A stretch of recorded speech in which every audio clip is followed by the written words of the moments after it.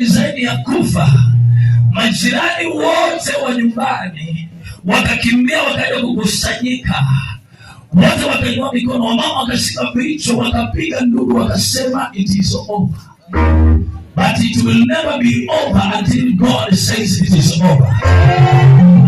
Haitawahi fika mwisho kabla Mungu hajasema ni mwisho. Wakaitana, wengine wakakimbia, waliopata ujasiri wa kutosha wakasema tukabebe anga, tukapeleke highway.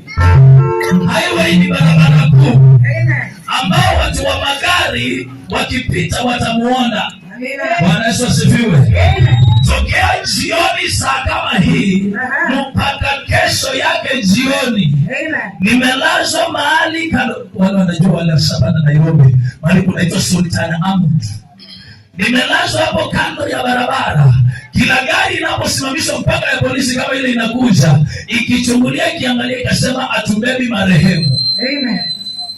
Hey. Amen. Hallelujah. Amen. Jioni ya kesho yake mzee mmoja akatokezea na pickup. Akaitwa na wamama, wakapiga magoti kando kando ya barabara. Amen. Wakasema tunakuomba, kwa sababu tunasikia ule msiba wa mwisho bado unagonga. Tusaidie kupeleka huyu mtoto mahali ili asaidike. Amen. Mzee akashuka kwa pikapu yake, akasema nachukua lawama mikononi. Akifa ni sawa, akiishi ni sawa, lakini kwa sababu ni mtoto kama yule wangu, nitamsaidia.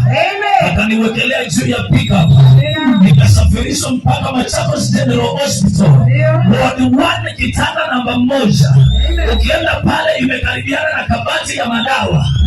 Nilipofikishwa pale wakanibwaga na kila mtu akakimbia.